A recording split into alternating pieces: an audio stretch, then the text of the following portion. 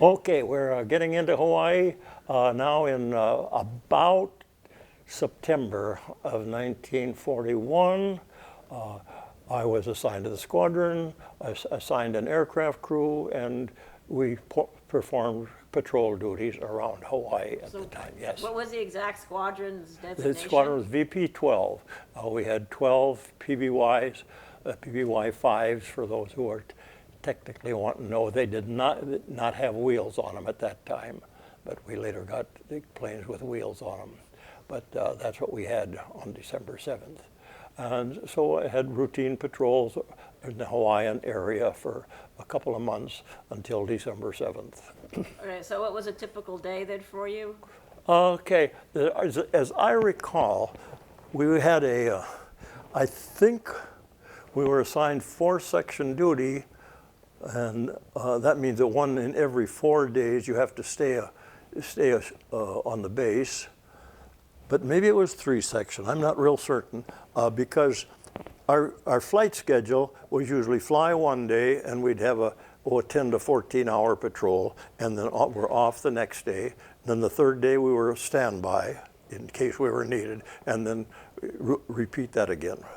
So we basically made 10 flights a month if all went exactly according to theory, but there was lots of switching around and stuff there too. Well, what did you do on a flight for 10 Okay, hours? on a flight, of course, my duties were basically radioman. I did stand lookout watches sitting in one of those blisters looking around for whatever. Just looking. Yeah, with binoculars and looking for, basically was submarines we were looking for at that time.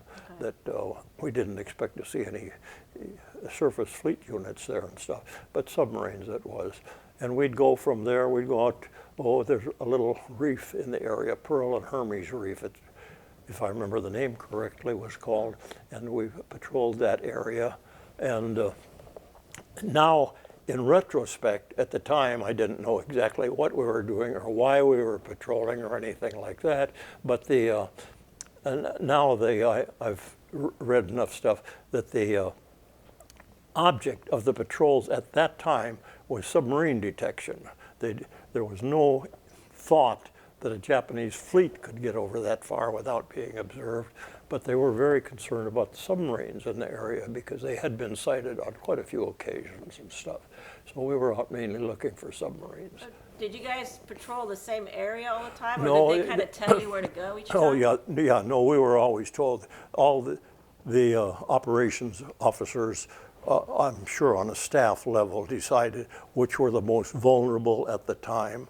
And as I recall, at that immediate period surrounding Pearl Harbor, the efforts that our squadrons, and there were 2 more squadrons there at Kaneohe and squadrons over at Ford Island on Hawaii too, and they were basically searching the sector south of the island because one of our carriers was operating out there, and they were concerned about submarines and that carrier. So that's the way our patrols were assigned if they thought there was a need. Now I found out that we didn't have enough planes to patrol the entire area around Hawaii all the time, so they had to make a selection of where. And when I say they, you're not talking about a seaman making those selections. Right. The higher up the staffs, that they said, well, this is the most vulnerable, so this is the area we're going to work now. And the day of Pearl Harbor, there were, as I recall, there were 3 planes out on patrol, but they were all working the area south of the island, not see a thing, huh? not north of the island. And part of it, I understand the logic there was, now I'm talking about how I analyze high government thinking, is they were taking planes that we should, I'll say should have had out there, and that they wanted to do a more complete job, but they were vitally needed in the European theater, the Atlantic, because the submarines were raising such heck with our shipping over there, and so that many of the PBYs were diverted to that theater of war. And well, when you think strategy on a level like that, it's what was way beyond me. Global level, right? Yeah. Mm-hmm. But that was our activity there right before Kaneohe. And where are we now relative to Pearl Harbor? You got there and you're just sort of telling me about what what your routine life was like. Oh, going yes, along. Well, was there any indication or hints or anything that something was afoot, or? On our level, I'm going to say absolutely none.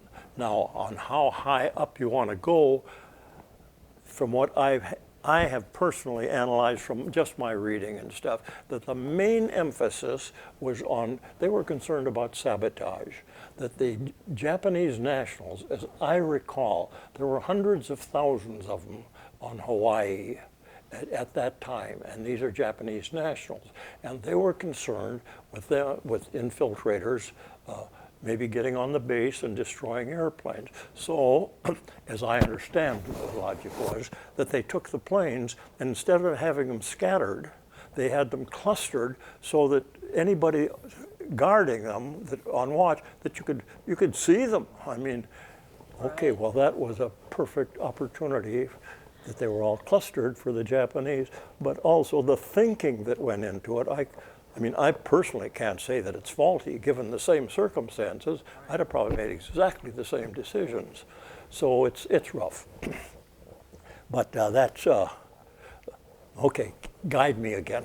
Oh, okay, so we're getting right up to the day now, so. Okay. Okay. Okay.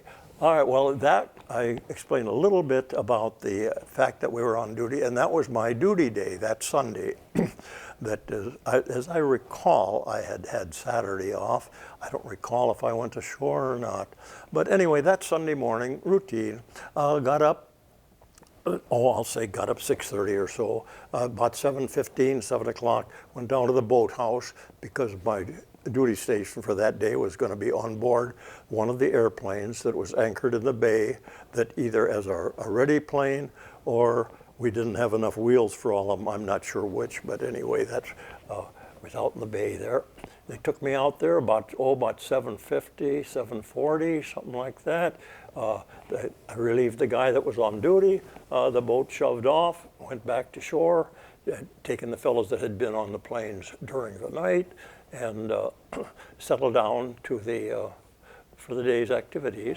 Were you by yourself, or was there? Yes, no, I'm alone now. Okay. Yeah, there was just one person on the plane usually, and the plan was that that I would do some training with the shore people on shore using Aldous blinker lights and semaphore signaling, just for practice during the day, and I was getting set up for that, checking the equipment that I would use from the plane to do that.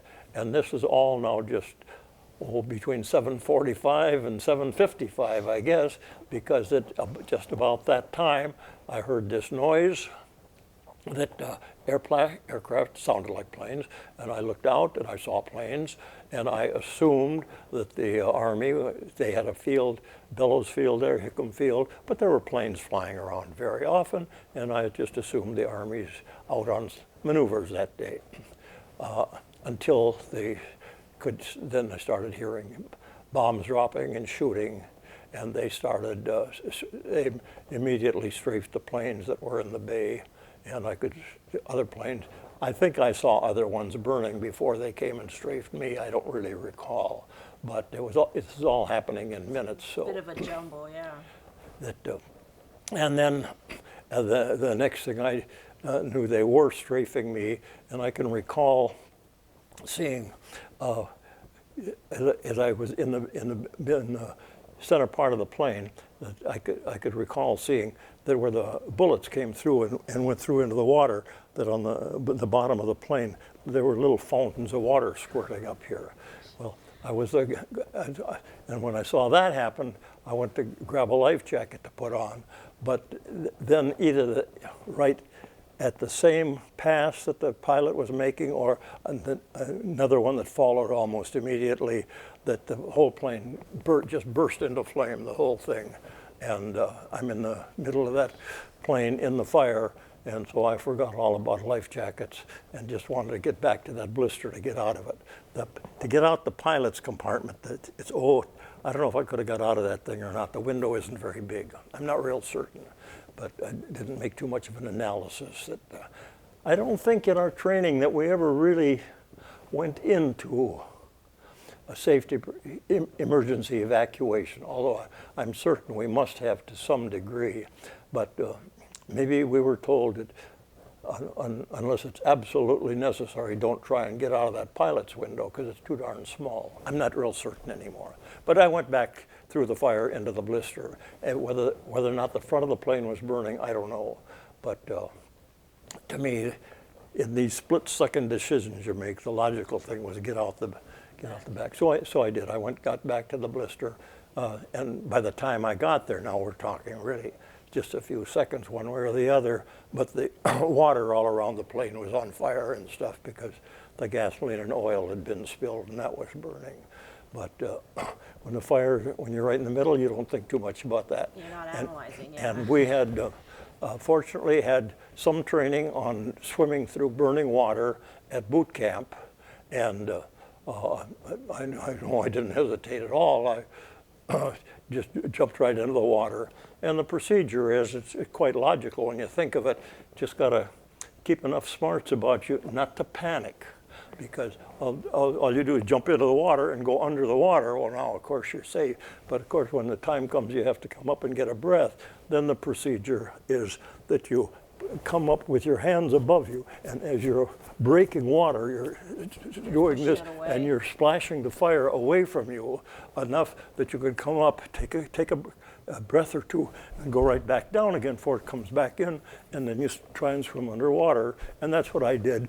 And I don't think it was more than 50 feet to the extent of the fire, maybe not that far, but do this a couple times. Like right around your plane. The fire stays kind of right around the plane. Yeah, at that point, okay. It spreads.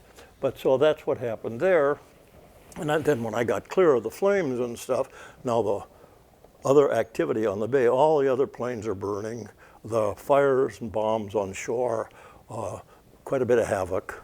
That I looked around and figured doesn't look very good to go to shore, and I saw there was a buoy, a channel marker, a couple of 100 yards away from the plane, and so I decided I would go over to that channel marker and sit this thing out and see what's going to happen. So I swam over there. I was wearing these regulation high-top shoes at the time, and very difficult to swim with those things on. And so I know I recall stopping and taking my shoes off and just letting them go to the bottom, yeah. And then it was easier to swim and stuff. And so I swam over to that buoy. When I got there, as I recall, it was basically a wooden buoy with 6 8-inch planks on the bottom that were maybe the floats. I'm not sure how they were made at the time, but I figured if they would come and try and strafe me, that being in the water, that if I got under that buoy, and so I did not climb up onto the buoy. While the attack was going on, I just waited there and figured I could sneak under that buoy. But there was never any effort that I noted to come after me as an individual when I was in the water after the plane was shot up.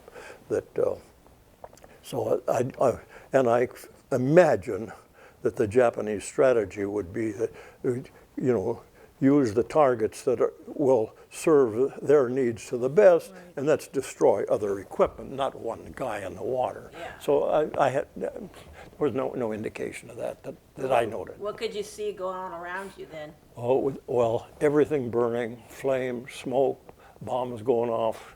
That when they were Did you see more planes fly overhead, but they didn't attack you? Okay. Yeah. And you read different reports about how many passes they made in the area and stuff. Just a little up-to-date note on that. When I was in Hawaii this time, that I happened to have dinner one night with the Japanese Consul General and his wife at a party that was that they were having at the 75th anniversary. And I talked with them, and I told them that I would be interested to see if I could find out who the pilot was, the Japanese pilot that shot my airplane. They looked into it for me, and I got information. We got it narrowed down to 3, and I've got the pictures of the guys and stuff. It was most likely one of those 3 guys, and they were of the planes they were flying and stuff like that. And obviously they've passed on. Yes. That I have heard